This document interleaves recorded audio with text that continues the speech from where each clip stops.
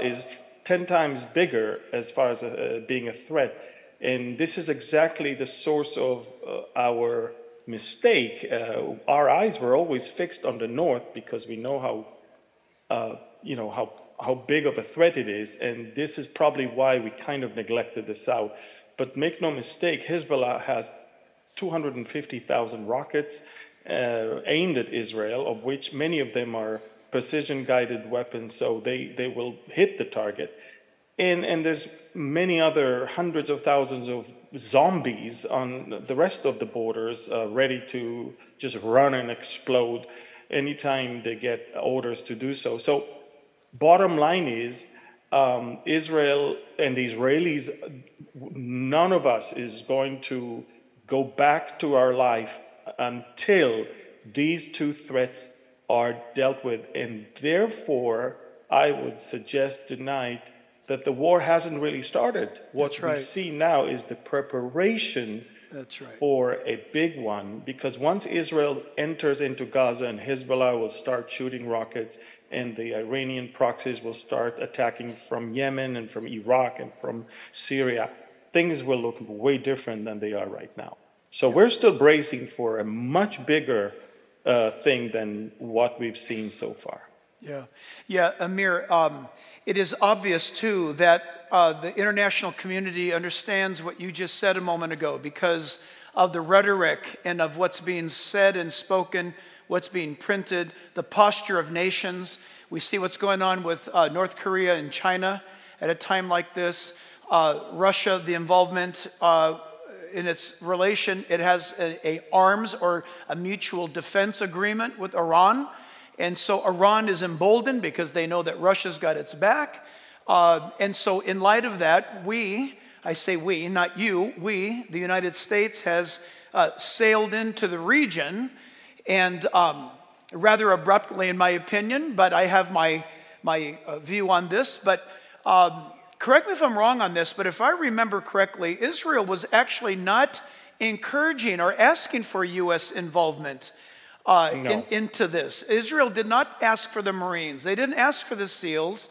They didn't ask for these carrier two strike groups to come, did they? Israel didn't ask us to be there. I want everybody to know that.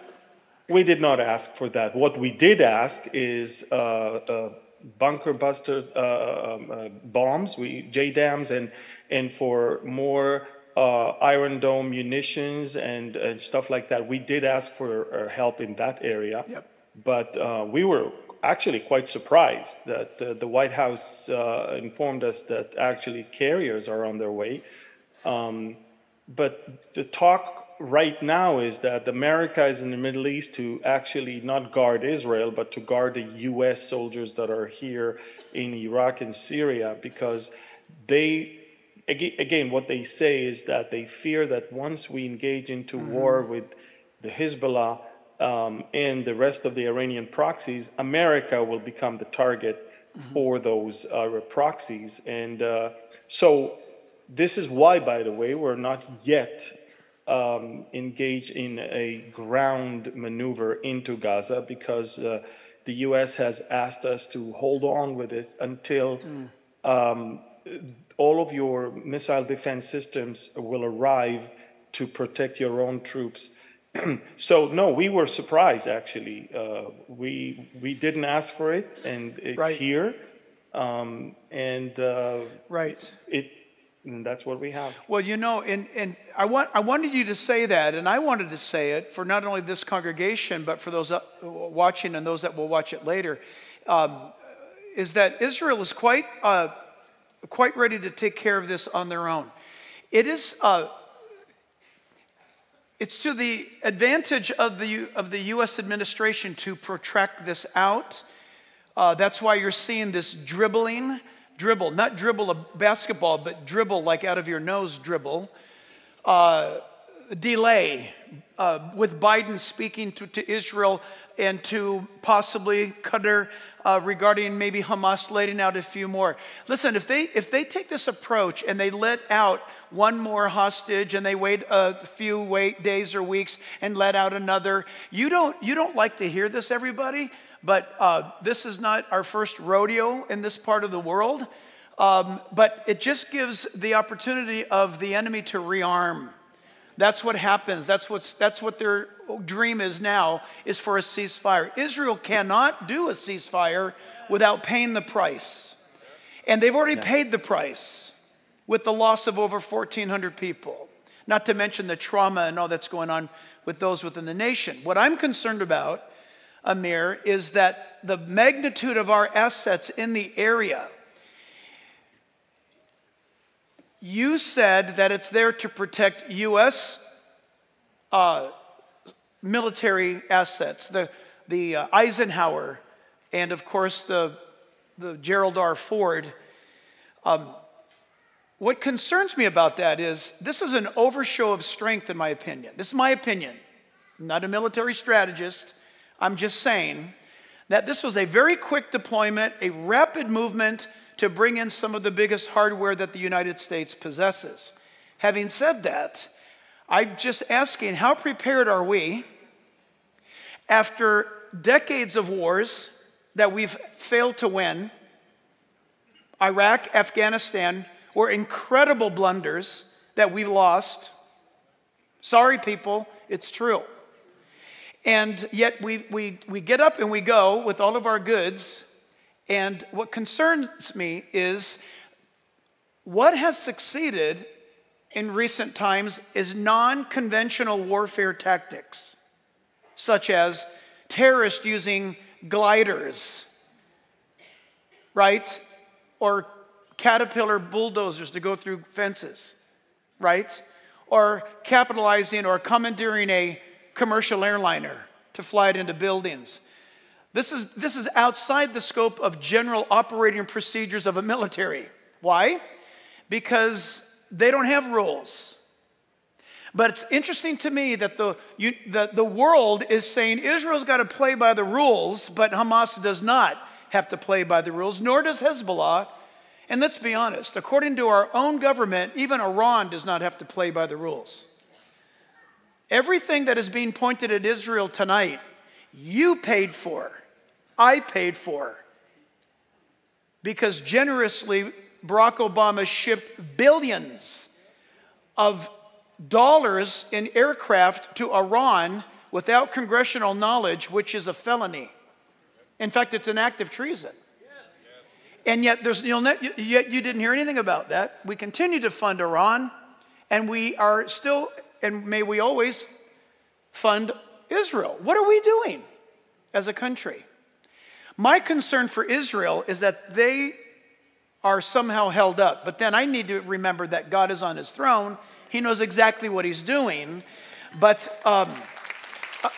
it is very, very important. Please pray for everyone involved. But I've got grave concerns regarding those that are on the ground, U.S., and grave concerns for those aboard these vessels of the United States Navy. I think they're in great peril. I think they're in great danger because we have a tendency to trust in what we have, but we don't have the will to use what we have. We've got really nice toys, but we don't play them right. And so this is a vulnerable moment. But just know this, everybody. This has not escaped the eye of God. Nothing happens in Israel, let alone the world, without God knowing about this. So, Amir, people are saying things like this. Is this the end of the world? Is this Armageddon? Is this a third world war? What's going on? Amir, what can you say? I know you've been asked this by so many media outlets. What can you say to all of these questions? Well, it's not the end of the world. We know the story. We know the end of the story. We have the book. We've read it. This is not the end. Israel is not going to be destroyed, and definitely not by these savages. But let me remind everyone that this is the fruit of the policy of this administration. I mean, Iran is flourishing right now thanks to the lifting of the sanctions on the first week of this administration. lifting of sanctions of oil sales. Iran, at the time of the previous administration, went all the way down to 700,000 barrels a day, and now it's over 2 million a day. Iran's economy is recovering, and Iran has billions of dollars that were given to it by this administration. And everything went to continue and fortify its proxies around. This is not a new thing, but during the last administration, Iran suffered greatly. And if only the 45th would have continued, probably we would have seen Iran already gone as far as its current regime. But we also know that God is on the throne and God is in control, and the Word of God predicted that eventually the regime in Iran will not be a lover of Israel, because the Ezekiel war will include Persia in the attacking coalition against Israel. So obviously, what happens now is we are on the freeway to the Ezekiel war, but we're not there yet. But the thing is, there is a difficult thing for me to see, and this is how the world is expecting us to abide by rules, but those rules are ridiculous. There are more rules for somewhere in Europe, but certainly not in the Middle East. Let me explain that for the first hour of this invasion through our borders, they saw hundreds or many, maybe over 1,000 of civilians that were unarmed, storming through the openings in the border fence into Israel. And they thought we were told not to shoot any unarmed person. Not to mention that this unarmed person is the person who beheaded babies, who raped women, who burned people alive. But again, because they did not have weapons on them, we did not shoot at them. If only the command was anyone that approaches the fence, whether armed or unarmed, shoot in order to kill, things would have been different. But we have a Supreme Court that will not allow us to do that. We have an international community that will not allow us to do that. And therefore, we're now reaping what we sowed. And all of that is to tell you that when an army has its hands tied behind its back, it cannot really fight or give a good fight. I think that what happened to Israel ever since October 7th is that we have changed the hard disk from the Europe or American mode to the Middle Eastern mode. And this is exactly why they're now afraid. Yeah, so well said. It's amazing because it sounded like you're describing the United States. We've got a government, or we've got leaders. You can't do this, you can't do that. We've got criminals now killing people, laughing on their way to the courthouse, knowing that they're going to be getting out. All of that. It's almost like it's the same kind of spirit that is just permeating the world. But you know what's amazing right now, Amir, and we'll be careful with what we say on this, that where your nation has been the glory of the world when it comes to security. The Israelis felt so secure with your walls and with your electronic fences and with all of your surveillance capabilities, and then to have this happen, where now, Amir, I don't know if you're aware of this or not, but this is Wednesday. And so for the last 5 days, the U.S. media has been saying things like this. Feds warn Hezbollah and Hamas may have crossed, past tense, may have crossed into border states here in the United States. And what's shocking is, wait, feds are warning us about this? When every normal thinking person has been watching this happen for the last several years. And not to mention the fact that there are flyers and stuff found in the California and Arizona and Texas desert written in Arabic, giving them instructions to go into certain places. So what's amazing, we've got the Iranian regime believing that it's upon them to exercise their devotion to Islam, that they need to destroy the big Satan and the little Satan. That's why we hear around the world, remarkably, in Argentina, death to America, death to Israel. It's amazing. In foreign countries, in South America, death to America, death to Israel. Where does that come from? That comes from an Islamic doctrine of protest and of belief. But the amazing thing is that, Amir, help us understand this. We're watching university campuses where people are running around waving Palestinian flags, saying that they are for the Palestinian. I get it. I get that.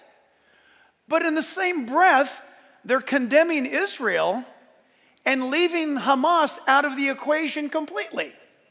They're condemning Israel for what Israel is doing to poor Palestinians without mentioning the word Hamas.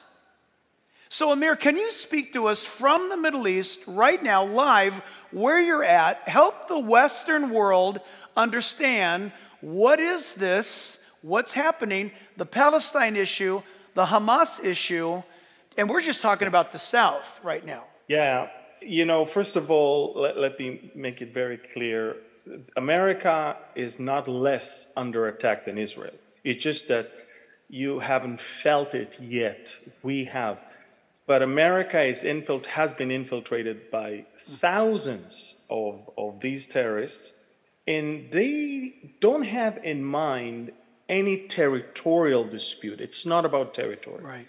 We found a little note in one of the terrorists' pockets, and we unveiled it today in front of the media. And it says there that Allah is calling them to get rid of the enemy because the enemy is a disease without cure, and it can only be dealt by beheading and the extraction of the hearts and the liver from them. That's the thinking. The thinking is, you're the problem. I mean, we're the problem. And in your case, you're the problem. By the way, death to America and death to Israel is chanted in your own universities. They will not say death to America, but they will say maybe death to Israel, but they will come against America as much as they come against Israel, because someone indoctrinated them in those universities that we are the colonialists, we are the powers that everybody must fight against. But none of them, they are as stupid as my shoe, because they don't even know history, they don't study history, they don't have a clue that the name Palestine has absolutely nothing to do with Arabs. In fact, if you ask a Palestinian, where is Palestine come from, 99.9% of them will not even know where it comes from. It's funny that the very name that they are so proudly using is actually related to the Jewish history in the land and has nothing to do with Arabs. And so they don't know. The ignorance is the best way of the enemy to use them as pawns, and I call it the deception of the nations. And the enemy, this is what he does. Satan is deceiving the nations all the time, and Israel is one of the main things that deception is about. So let me make it very clear. Hamas is an Islamic resistance movement that has nothing to do with land. It has to do with religious fight. They are the local branch of the Muslim Brotherhood. Yes. Global movement that you can find them in Turkey, you can find them in Egypt, and you can find them all around the Middle East and everywhere in the Middle East, except of Turkey, because the leader of Turkey is the leader of them. But everywhere else, the Islamic Brotherhood is actually outlawed because they are very, very dangerous people. And so we're talking about a terrorist organization. By the way, in 2014, Benjamin Netanyahu, from the stage of United Nations, the United Nations main stage there, he said, Hamas is ISIS. And Obama's White House, the same day, issued an announcement saying Hamas is not ISIS. It's funny because now everybody see what Hamas is. It's worse than ISIS. I don't want to repeat what they did to us on the 7th of October, but we thought that we've seen it all with footage and documentaries and testimonials from Auschwitz. Auschwitz pales compares to what happened on October 7th. Yeah.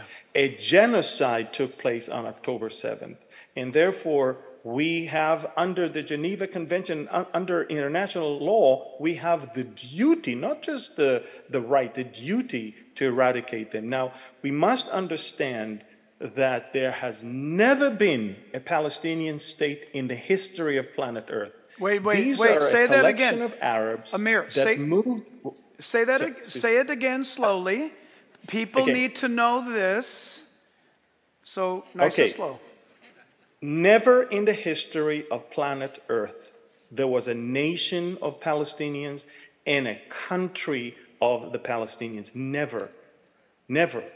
These Arabs are a collection of Arabs from different countries all around that predominantly, most of them moved into Israel, which was called Palestine, regardless of them. I mean, the name Palestine started in 135 AD by Adrian the Caesar, who wanted to mock the Jews for rebelling against him, and named the land after the Philistines, their Old Testament foes. It has nothing to do with Arabs. And the funny thing is, the Philistines got their name from the word invader. So anyone who claimed to be a Palestinian, by default, actually it confesses to be an invader. But the funny thing is that most of the Arabs came as a result of the return of the Jews to the land. That's right. And go back to the 1984 book that was written by Joan Peters, and it's called From Time Immemorial. She's a CBS, she passed away not long ago, CBS producer of documentaries. She was sent by the Carter administration to write a book about the rights of the Palestinians over the land. Jimmy Carter was a great advocate of the Palestinians. And it's interesting because when she started digging into all the archives of the Ottoman Empire, the UN, and the British Mandate, she was shocked to find out that most of the land was underpopulated in the mid-1800s. Most of those Arabs came as a result of the Jewish return, when the Jews brought in a lot of wealth and industry and agriculture, and those Arabs saw good future, and they moved in. So everyone that says we were there first, it was our land first, that's nonsense. It's nonsense because it's not even based on facts. And again, when we talk about give them back, there is no give them back. They never had it to begin with. The land was occupied ever since the Jews were expelled. The land was occupied by foreigners, by the Romans and the Byzantines, and then the early Muslims, and then came the Crusaders and the late Muslims, and then of course the Ottoman Empire for 500 years, and eventually the British Mandate that started in the early 1920s. And the mandate that was given to Britain was that that Palestine would be a place where the Balfour Declaration be fulfilled. And the Balfour Declaration was the promise of the British Empire for a Jewish homeland. And it's interesting because at the moment when the mandate was given, Palestine was actually Jordan and Israel of today. So people don't know that. And it's interesting because none of them comes to the Jordanian and says, hey, that's Palestine as well.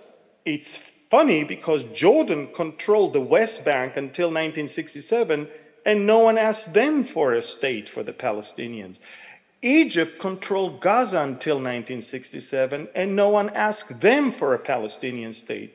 In fact, when we fought against Egypt and then signed peace with them in 1979, the Egyptians said, give us Sinai back, but please keep Gaza to yourself. We do not want that one back. Isn't that something? Listen, that's what we have right now. People don't know that history.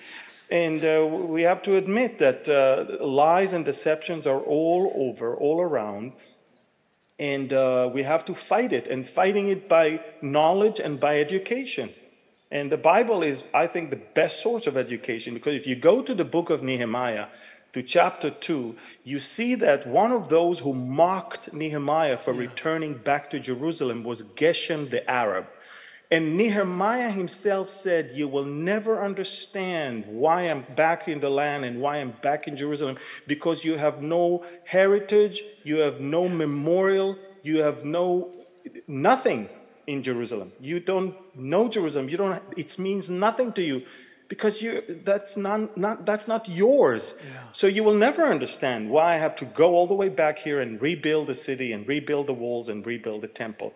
So even the Bible tells us that the Arabs had no heritage and no memorial and nothing regarding Jerusalem or the rest of the country. But again, the world always prefers to believe the lie. And we see that even today. Look, even today, 1,400 people were massacred, and people around the world still believe the lie that it never happened.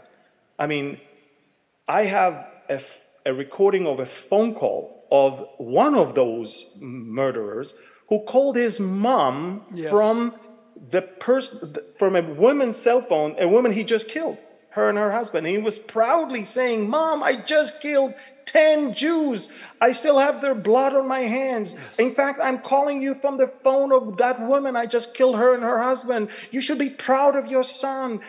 They were proud. They filmed everything they did with the GoPro cameras, body cameras. Everything we know about what happened is from their cameras. They were doing live broadcasts on Facebook and WhatsApp and TikTok. They were so happy. They were so proud. They just never thought that there is a tomorrow which they will pay for. And now payday is coming. And trust me, no one in Gaza Strip is that innocent. Let me tell you something. They voted Hamas in. Let me tell you that they cheer for Hamas's rockets flying to Israel every day. And I will tell you, even now, they're still completely behind Hamas. And at least half of the people that were murdered by civilians that infiltrated through the open border, not by the Hamas terrorists with guns. So we have to understand, I would not call them innocent civilians over there.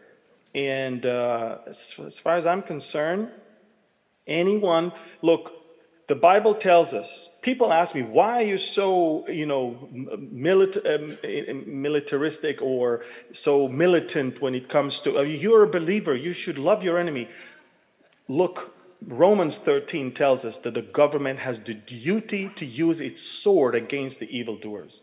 Yeah. And I'm not going and killing Palestinians. I'm not going and using anything. But I expect my government, according to even the New Testament, to use its sword to execute judgment upon the evildoers. Yeah, there's no doubt about the fact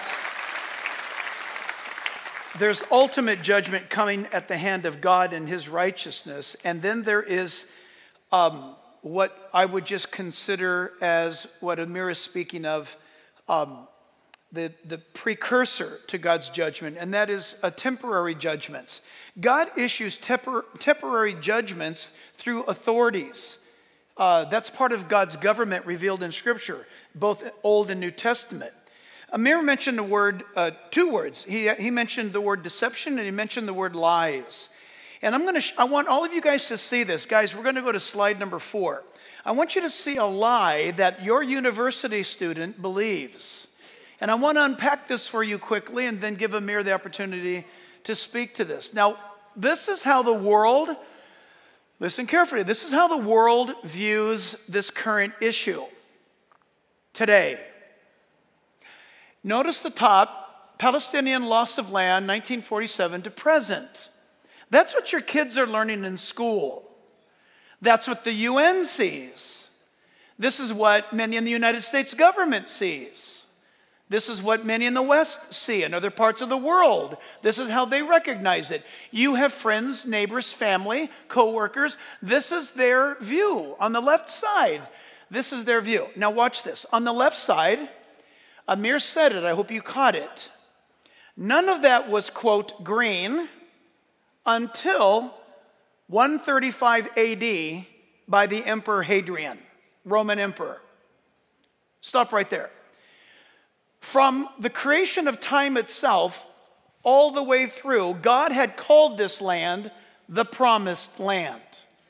That it would be a land that would be eventually Abraham's land, but eventually the scripture says it would be Israel. And there's a very, very direct, I'll show it to you in a moment, a very key layout of the land of promise. Okay? But from 135 AD, when Hadrian, the pagan Roman, said, I want to shame the Israelis, I want to destroy Jerusalem, so let's do this. Let's no longer call Jerusalem, Jerusalem, but Capitolina, and let's no longer call Israel, Israel, let's call it Palestine, or root is Philistia, the land of the Philistines, the land of the invaders, which is today spoken, you can say, Palestine. But it comes out of Rome, friends. But from the unbelieving world view, to them, Israel has done nothing but eat up land. You see, the occupier, to them, has been advancing. That the occupier tonight is the one retaliating against those who attacked Israel. Are you tracking me? Because they view what Israel's doing as a great injustice. Why? They don't believe Israel should have been in the first place. Listen, if you don't believe in the God of the Bible, then you would agree with them. This comes down not to geopolitical issues. This comes down to spiritual issues. Did God promise Abraham the land? You only know that from the Bible. You also only know this from the Bible. There's no word Palestine in the Bible. From Genesis to Revelation, it's not there. But Israel is in there nearly 700 times. Okay, are you listening? You can go back as far back as time can go, and you'll find the name Israel in the scriptures. Amir mentioned Nehemiah. That's about 2,500 years ago, okay? What was Nehemiah talking about? What did King Artaxerxes say to Nehemiah for him to go back and rebuild? Go back to Jerusalem, go back to Israel. Friends, the pagan ancient world called Jerusalem, Jerusalem, and they called Israel, Israel. No one ever called it Palestine. It was Hadrian who said, those Jews make me sick. I want to erase their memory of their land and of their heritage, so let's rename it. Let's punish them by renaming them. That name has stuck to people who do not believe in the God of the Bible. I hope this is making some sense. So what you see now to the far right is Israel present, and look how they put it. The white area now is Israeli occupied land. And you look at that, and you're a student at Harvard, and you're going, oh man, I see the injustice now. Lies and doctrines of demons. Why? Because if Israel doesn't exist, then where's Christ returning to? If there's no Jerusalem, then where is Christ going to establish his throne? Are you getting my drift? These are spiritual issues. And then real quick, I want to show you, put up number 2, Jack, guys. Yeah. Can I show you this slide that you just showed? Look, this is the real deal. You see, look at the screen right now. Okay, that's the fake and that's the real. The real is that there was a British mandate. Yeah. We offered them, there was an offer for them. They said no. Then 1967, then you see the rest. There was never a point where there was a Palestinian state, never a point where they owned the land, never a point where we took it from them. If anything, we offered them a state and they said, no, thank you. They said, we don't want to live next to you. We want to live instead of you. That's the thing that we have right now. And so, in fact, what we have now, they have more than they need to. Well, that's, again, the fake is fake and the real is real.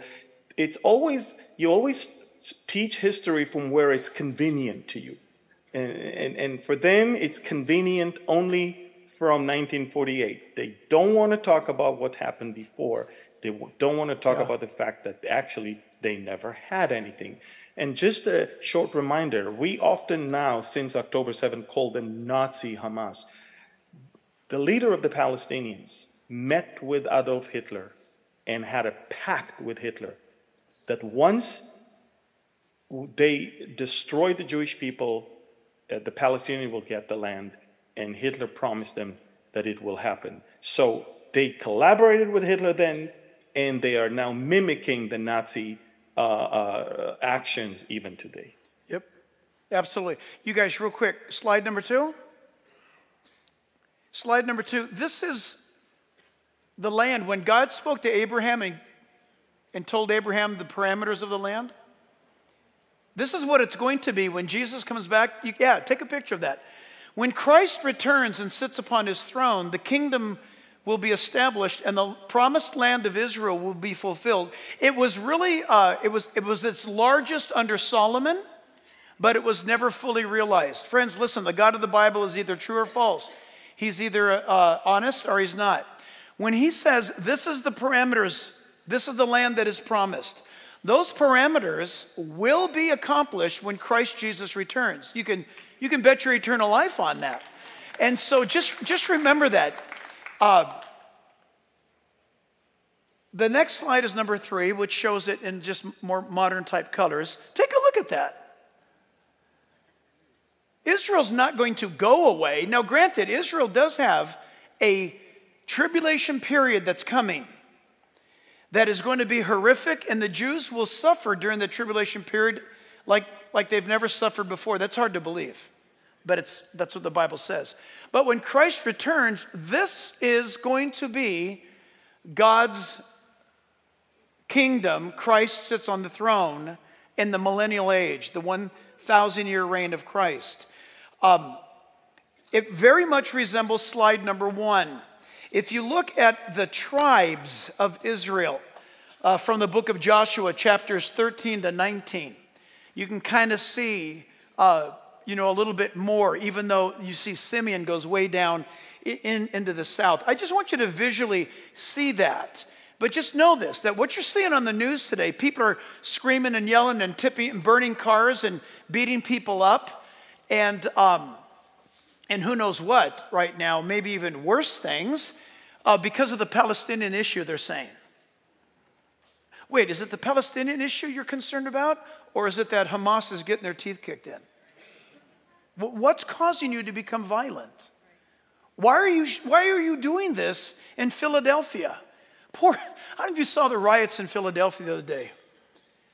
It was a pro-Palestinian riot, and so a group of LGBTQ went out there with them, with their flag, not knowing that Muslims kill homosexuals. They didn't stop to do some homework. And they got the snot beat out of them, and they ran for their lives. You need to understand that the debate, people will talk about the land. It's not about, I said this a few weeks ago, it's not exactly about Hamas. It's not exactly about Palestinian. It's not exactly about, listen, I said it.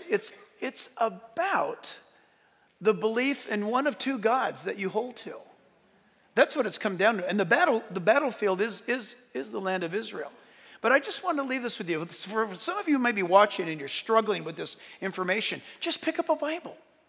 Because the Bible predates Islam. The Bible predates Muhammad.